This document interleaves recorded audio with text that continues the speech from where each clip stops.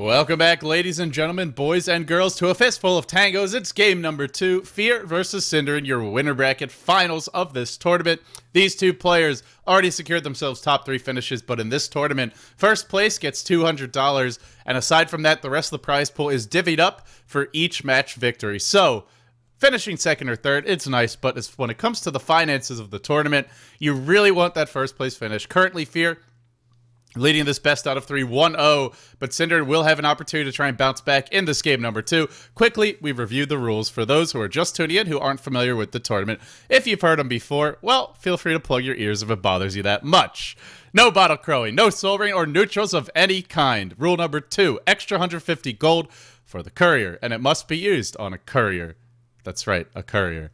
Hero selection. There are 3 predetermined possible matchups. Each player provides a secret veto of one matchup to us. If they both veto the same matchup, then we use a coin flip to determine which of the remaining 2 is played. If they both veto a different matchup, you do the math. There's only one left, and then we use that one. There's no picking in this tournament. Coin flips determine heroes and sides for the first game. So for the first to 2 kills or 2 towers wins that first game. Then after game 1, we switch each player who they played one side of the matchup, then they go ahead, they switch, and they'll play the other side of the matchup. So in this particular matchup, it's Rubik on the Radiant versus Puck on the Dire, and we saw Fear play the Rubik side last time around. Now he's going to be playing the Puck side. So game 3, if necessary, is 1v1 Shadow Fiend mid. No items, no runes allowed. The reason being that you can't use or spend gold on heroes created with cheats, and the only way to have 2 Shadow Fiends in one game is with cheats. So for that game 3, if it's necessary, it's the first kill or the first tower that wins the game. As mentioned, we're in the winner bracket finals. Synderen versus Fear. The winner is 1 best out of 5 away in the grand finals from claiming that $200 first place prize. We've already gone over the matchups. If you want to see a little bit more info about the vetoes and so forth, you can check it out. But the matchup we have in front of us is Puck versus Rubik. Synderen already vetoed Queen of Pain versus Lion. Fear vetoed Leshrac versus Shadow Shaman. So what we're left with is going to be the other side of the matchup. This coin flip was used for game 1, but now it's time for game 2. Synderen currently trailing Fear 1-0. Or Fear leading the series 1-0, I should say. Synderen trailing 0-1. Can Synderen bounce back? Can the captain of MTW force a deciding game 3 with that very volatile 1v1 Shadow Fiend matchup? Or will old man Fear do it again and 2-0 sweep Synderen? Let's find out.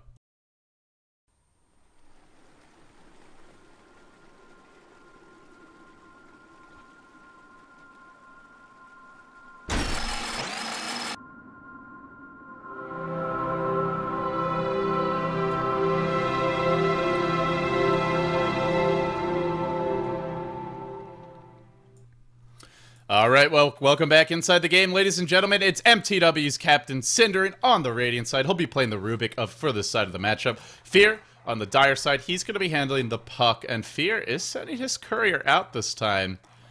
He also has not bought his signature wards. The first game of the tournament that I can recall him not buying wards.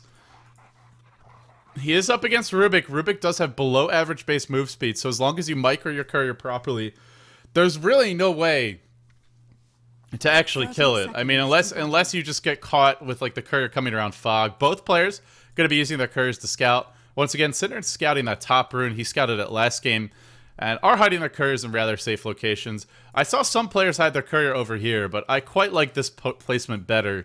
Much harder to gank this courier. You're not going to go hunting through these tree line in all likelihood, but as we saw, it's pretty safe to walk up here and try to hunt the courier in this region. So I think this is a better way to scout it. It's a small difference. Doesn't look like it'll matter. Both players focused on their creep block. Let's see who gets the better one. That usually determines the early laning advantage. Last game, though, Synderen had the better creep block, and then Fear just dominated the lane anyway, even before he used the rune that he saw to his advantage.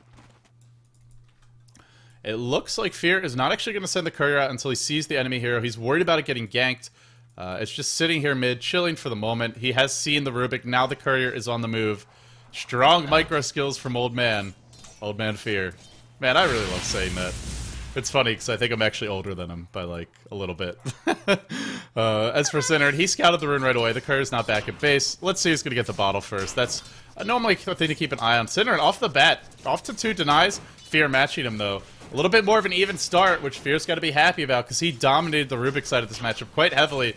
And, there you go. A little deny, but the first creep was claimed by Fear. And you can see a slight difference in how the players are playing this matchup. Synderen using Fade Bolt on creeps first, whereas for Fear, he was using it on the hero first in most cases, and as a result, he was guaranteeing that Fade Bolt damage, guaranteeing also that it was reducing the Puck's damage. And it's a significant reduction even at the early levels, something that you really want to make sure you hit the hero with to get that last hit advantage. Still, Synderen leading, but not by the overwhelming margin we saw from Fear. At this point, Fear was 5-5. Synderen is 2-4, so a slight advantage, but Fear got to be pretty happy with this. Needs a little bit more, though. It's going to need that bottle coming out. Already blew his phase shift, and then Synderen unloads with the Fade Bolt. So you can see the mind games and sort of the timing games involved in this particular match. Synderen's out of mana, though. He doesn't have his bottle just yet. And nice deny from Fear. Whereas for Fear, he's got the orb. He can use it just to last hit if he needs to. Seems he's going to use the orb to get 2 creeps. No, he's not going to get any. So back and forth we go. I feel like this is a much more even game, and it really could go either way. Synderen is going to be angling for that top rune. Remember, he did scout it earlier. It's a haste top. Unfortunately, he really wants to get it with a bottle. He doesn't want to just pick up a haste rune, because versus a puck, just having a haste doesn't do anything for you. Sure, you're running around quickly. You're not killing him at the tower. He's just going to phase shift if you try to dive him. And Fear throwing the orb out, chasing Synderen just to get that last auto attack in. You notice how Fear did push the lane, so even if Synderen goes for the rune, he's missing out. And Synderen, I feel, yeah, you get the haste rune, but this is not really an ideal situation. And you can see this Rubik with haste just not a scary hero versus a puck. I mean, even with the orb being wasted there, or not wasted, but used up there, it doesn't matter. Like, Synderen just can't go in, and Fear knows it, so that's why he's sitting pretty aggressively in the lane. He's not afraid of a half HP Rubik who only has mana for 1 spell. But even with the combo, I don't think the Rubik could kill him anyway. So, bottle is going to be coming out momentarily for both players. Looks like a very even bottle timing. Synderen with a very slight advantage when it comes to that. Starting with the zap. Fear taking a little bit of damage there, but nothing too much. And just a very calm and relaxed start to this game. Making me a little sleepy, guys, I gotta say. Let's see some kills. Come on. Step it up. Ay.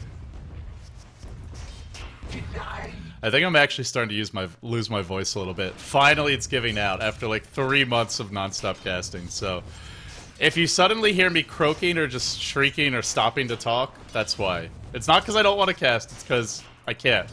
But hopefully it doesn't come to that. So Fear, now is the bottle out. Synderen should be coming momentarily. It is on the courier. It's going to arrive now.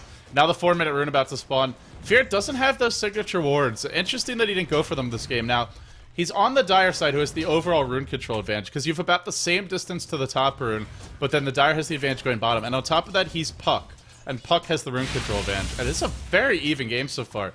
8-9 for Rubik, 8-8 for Puck. You can already see both players angling a bit towards the top rune. It is going to be an illusion spawning top. Fear throws in the orb, and is not going to go for it, choosing to just sit back and farm the lane. Didn't want to get lifted after porting to his orb. If you want to go for it, the orb travels very slowly, so even though it's got a long range, it's not like a blink where you can just wait until the last second and then go. In spite of that, Fear up to 10-8, so slightly out-CSing the Rubik. If anyone should be winning the CS war, you would think it would be the Rubik, because look at Puck's damage. -20. He's only got 46 damage when Fade Bolt is on him. And also, Fear is fighting on this hill consistently. It looks like we're going to have a brief pause here. Hopefully the lag dissipates soon. Aha. Oh, that's a very brief pause. Nothing like the G League. Good. I don't have any knockdown tricks ready for you guys. I also don't have Winner here to make them funnier by not knowing what a knockdown joke is. Oh, Synderen. Still no boots up yet. He's got the illusion or the invis rune bottle. But once you show the invis rune, it's Puck doesn't really care that much about it. Also, I want to point out, Fear still has 2 salve. Synderen, he's got a lot of regen, but you know, even if he goes for the kill, Fear can always, you can salve yourself, then you can phase shift. It's a good way to make sure that even if you get low, you're not going to die. Also, Synderen is out of mana, and now Fear, salve number 1 popped.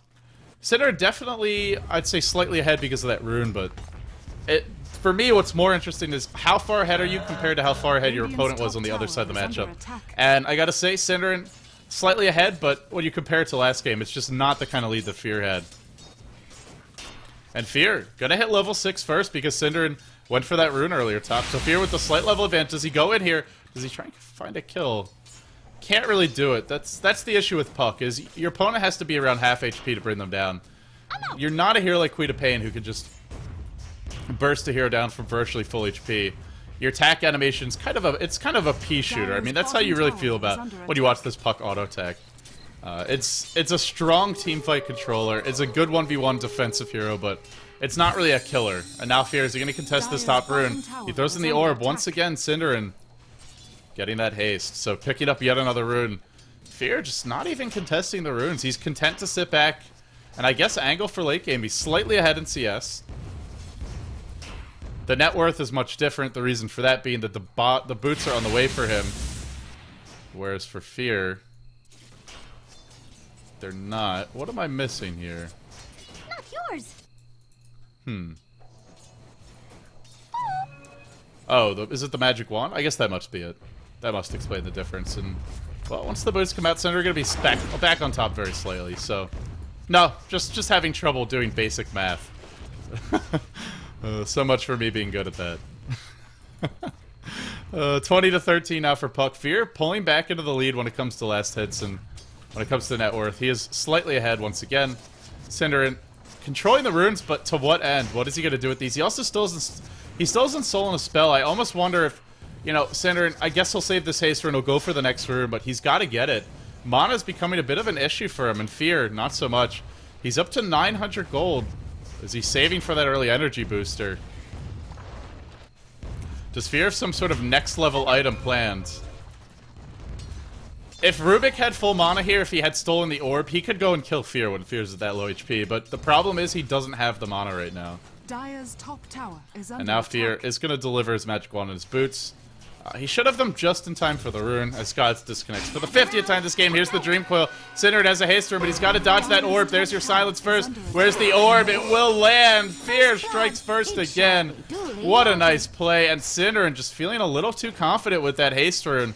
Thought he could get away if Fear went on him. Fear dropping the Dream Coil first, and it shows you the power of that Dream Coil. I think Synderen actually broke it right at the end there, or was just waiting, I guess just hiding in the corner waiting. I'm not sure if he broke it, but that may have been why Fear was able to get that orb off. Either way, Fear on top again, and he's going to check top rune. Does he have his signature observer wards? Not just yet. I say signature, and of course you'd think everybody gets wards LD, but he's actually the only player who's been buying them consistently in the 1v1 tournament so far, which I find very interesting. And this game he hasn't done it yet. Now he's got the power treads up. With Puck, power treads are so important, especially when you're bottling. You can get arcanes in some situations, but he's just so damn squishy, and you really need the attack speed.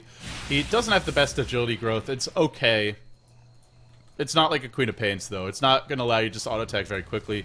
And the animation's only decent at best. So now what has Synderen stolen here? He's stolen Phase Shift, but the orb flies in. Synderen in a lot of trouble. He's got to lift. It's too late. Fear with a quick double. There's the game. EG Sphere takes down MTW Synderen.